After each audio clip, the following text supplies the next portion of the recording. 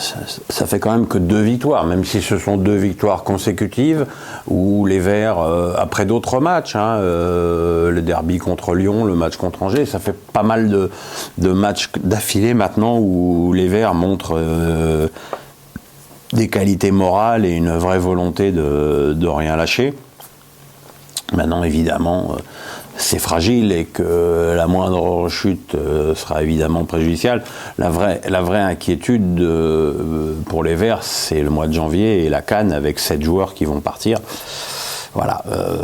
Mais effectivement, pour dire une banalité, les points pris ne sont plus à prendre et il est évident que le paysage et la météo est plus souriante qu'il y a quelques semaines.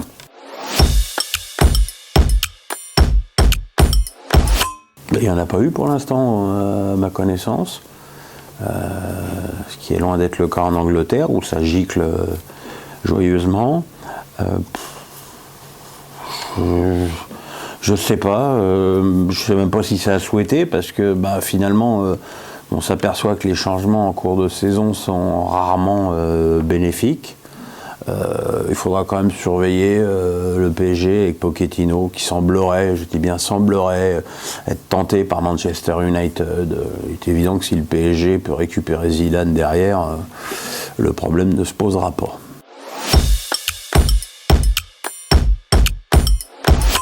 Alors ça, c'est le vrai problème du Stade Rennais.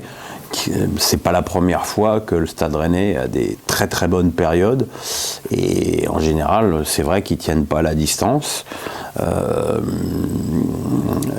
mais cette année je trouve qu'ils ont vraiment une bonne équipe. Une bonne équipe, je pense que depuis quelques semaines c'est la meilleure équipe de Ligue 1, je l'ai dit. C'est surtout une équipe qui a une qualité de transmission dans la verticalité qui est rarement vue. C'est aussi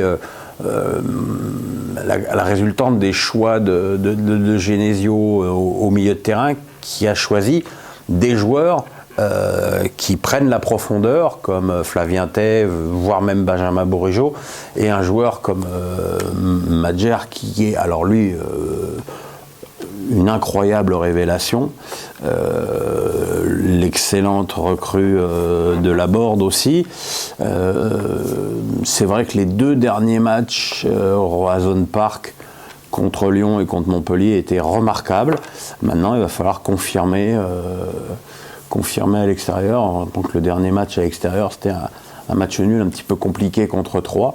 Voilà, il faut évidemment de la régularité. Ça n'a pas toujours été le point fort du Stade Rennais, mais cette année, on peut avoir raisonnablement des envies d'y croire.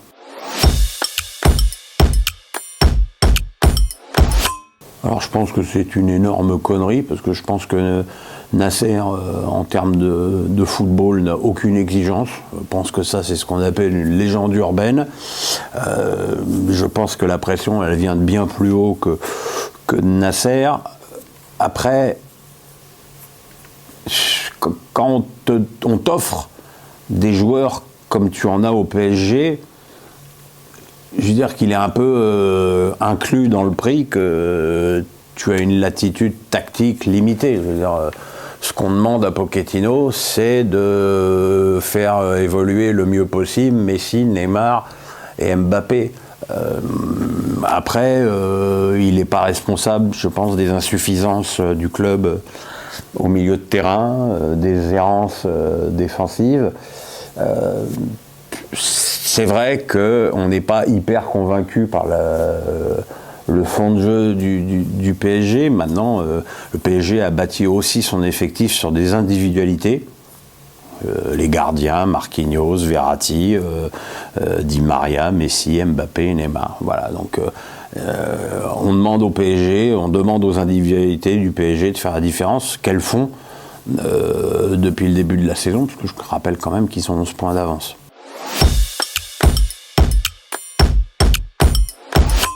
Oui, évidemment, par l'ampleur, je ne peux pas être totalement surpris de la victoire de Brest, qui est restée sur 2 succès consécutifs, dont un contre Monaco. Ce qui est surprenant, c'est l'ampleur du succès.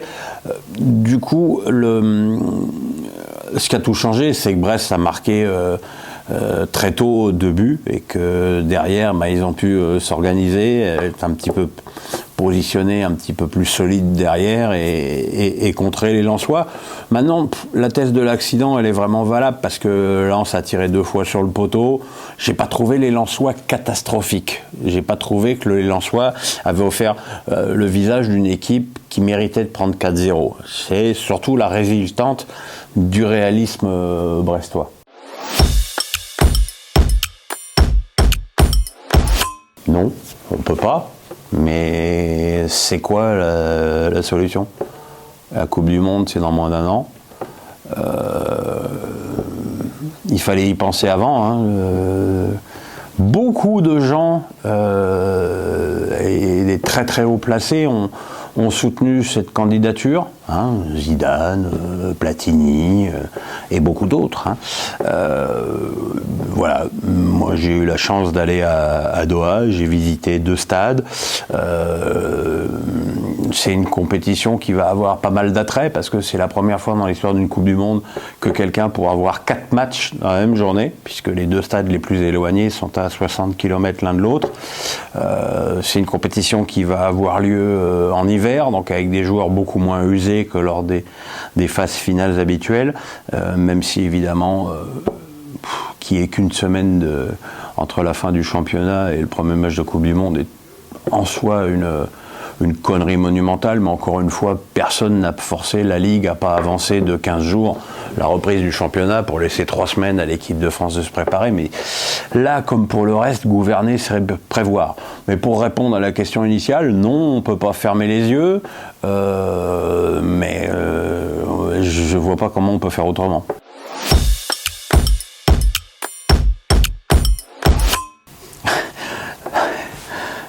François Yvinec, c'était un personnage volcanique.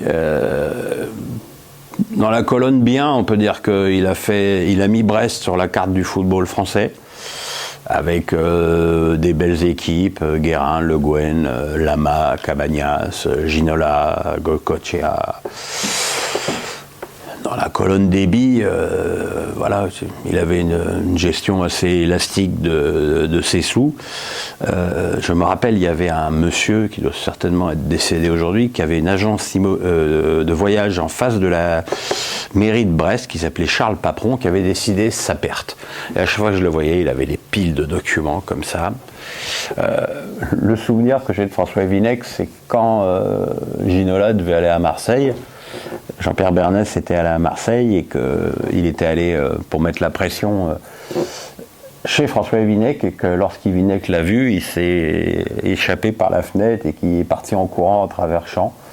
C'était un personnage, il y en a eu d'autres derrière, hein. Charlie Shaker, dit Charlie Chéquier, voilà, c'était un club profondément instable, mais bon, moi qui y allais souvent, et moi qui suis surtout brestois, c'était quand même particulièrement rigolo à suivre, même si aujourd'hui, avec la DNCG, un François Yvinec ne pourrait plus exister, mais paix à son âme, bien évidemment.